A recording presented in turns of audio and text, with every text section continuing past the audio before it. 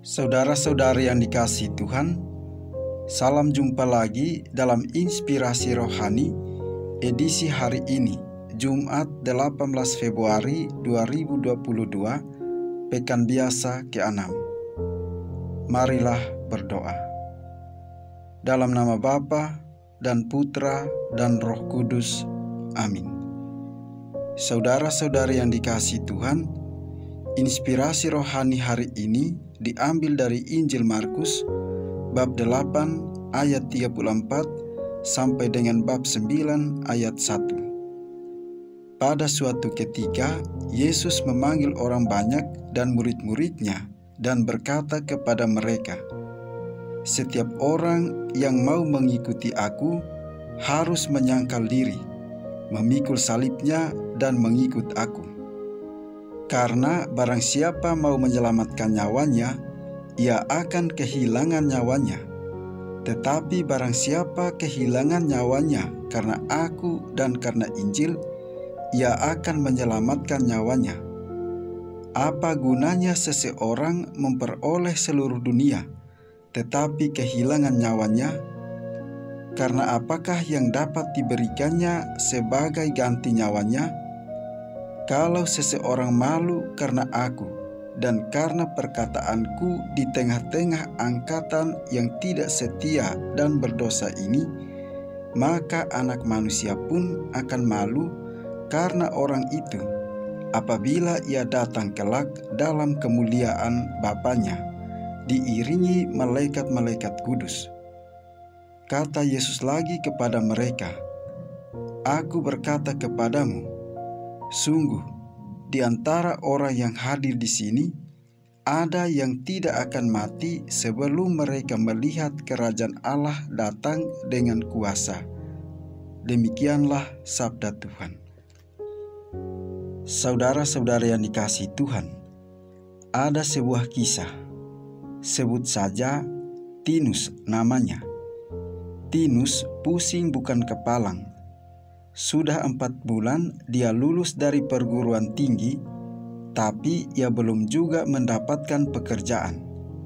Sebenarnya sudah beberapa kali Tinus berhasil masuk sampai tahap wawancara, tapi setelah itu panggilan kerja yang ia tunggu-tunggu tak juga datang. Suatu hari ia bertemu dengan teman kuliahnya dulu. Temannya itu baru saja pulang kerja. Lalu masuklah mereka ke sebuah restoran dan mengobrol di sana. Tinus kemudian menceritakan kesulitan yang dialaminya dalam mencari pekerjaan. "Masa beberapa perusahaan yang aku lamar meminta aku untuk bekerja lembur pada hari-hari tertentu, dan setiap 6 bulan sekali karyawannya akan ditugaskan keluar kota. Yah, aku tidak maulah," keluh Tinus. Temannya itu lalu menjawab, "Aku tahu sekarang kenapa sampai sekarang, hari ini, kamu belum juga mendapat pekerjaan. Kalau kamu mau ikut perusahaan tertentu, itu berarti kamu juga harus siap mengikuti aturan-aturan yang ada dan keputusan-keputusan yang ditetapkan perusahaan tersebut kepada karyawannya. Tidak bisa bersikap semau kita sendiri. Dari sana, perusahaan akan melihat komitmen kita terhadap perusahaan tersebut."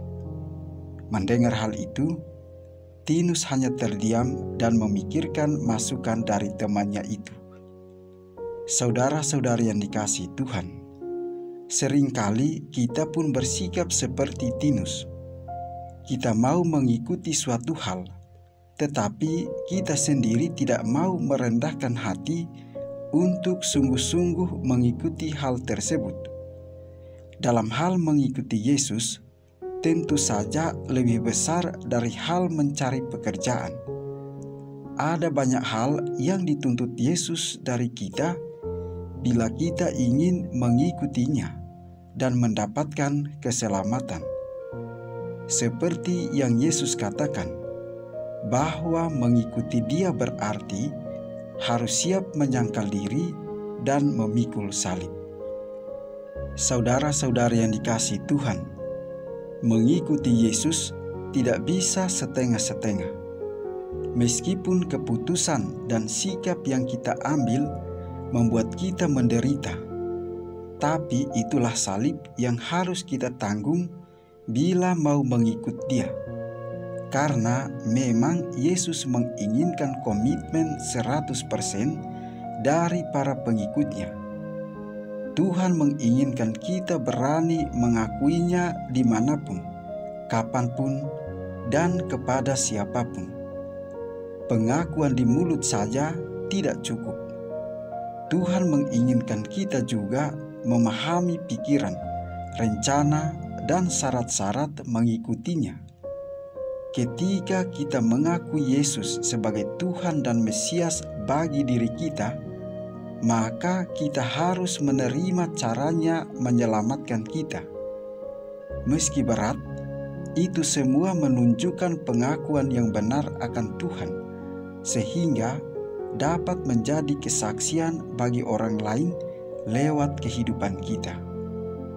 Saudara-saudari yang dikasihi Tuhan, akuilah Tuhan dalam hidupmu, taati dan lakukan segala perintah-Nya. Jangan ciptakan Tuhan menurut pemikiran dan keinginan kita. Dengan begitu, Tuhan Yesus akan diakui dalam mulut dan tindakan kita. Marilah berdoa. Allah yang berbelas kasih, menjadi sahabatmu seperti Nabi Musa tidaklah mudah bagi kami yang rapuh ini. Berkenanlah hadir dalam diri kami, menguatkan kami dikala tantangan menghadang kami hari ini. Semoga pertolongan rahmat-Mu dapat meneguhkan kami. Semoga iman, harapan dan kasih-Mu terwujud dalam diri kami. Demi Yesus Kristus Putra-Mu, Tuhan dan pengantara kami, yang bersama dengan Dikau dalam persatuan dengan Roh Kudus, hidup dan berkuasa Allah sepanjang segala masa. Amin.